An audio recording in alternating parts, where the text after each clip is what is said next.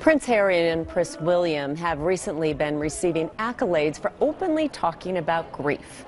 20 years after the death of their mother, Princess Diana, both men have been speaking about the impact it had on them as children and now as adults. Nancy Sharp is an author and speaker. She has experienced all sides of loss and recently finished this book, Because the Sky is Everywhere. And we're going to talk a little bit about grief, but this comes from real life for you. It does, actually. So the very title of the book stems from a conversation that my 3-year-old twins had shortly after their dad died.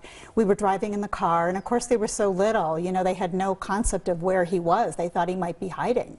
And so one day we were driving by a cemetery. This was not where their dad was buried, but my daughter asked if that's where he was. And her twin brother Casey said, "No, Rebecca, Daddy's in the sky." And I remember just gripping the steering wheel and thinking, wow, where did he come up with that one?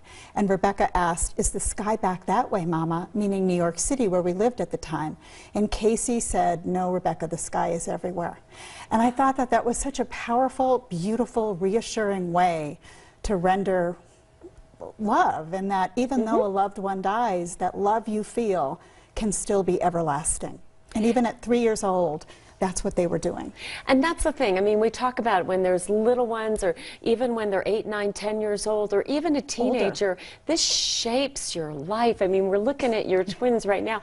I can't imagine how difficult for the surviving parent in your case, because you're grieving and then you're offering them.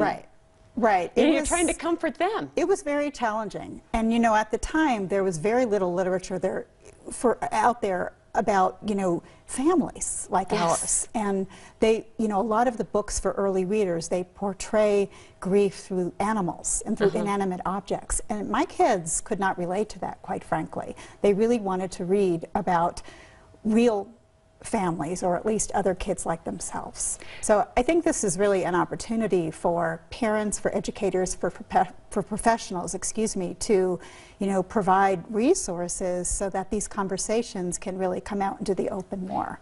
You know, I have to ask you, as somebody like, you know, if this happens in your neighborhood, your school, whatever, we all struggle with the words. What would you have wanted to hear from people? Would you have rather people just asked you directly, or asked your kids directly, "How are you doing? I bet you miss your daddy," or what would you want? I think so, because a lot of people hide behind it, and people don't want to talk about it because they think it's going to be upsetting. But it's really, in my experience, it is much better to be open with it and to be comfortable, because there's nothing shameful about losing. I mean, loss is universal, but so too is hope.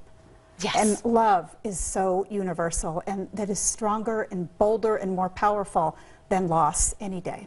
And we lose friends and grandparents and pets and people. Siblings and loved ones, and it's just pervasive. So. And your story has a really happy ending for those that do know. Nice ending. And an interesting ending, because Steve, your husband, his longtime TV journalist in this area, also lost his wife. He did, and their boys were 10 and 11 when Pamela died, and, you know, really, really, really rough ages for them. And so we blended our families. We've been married now 9 years, and, you know, we know what it's like to have experienced loss on both sides, and it never goes away. It's always there, but, you know, we focus on the love in living today, because that's what Brett, my first husband, and Pam would have wanted for us. You honor their lives by doing that. We honor their lives by moving forward and by loving fully.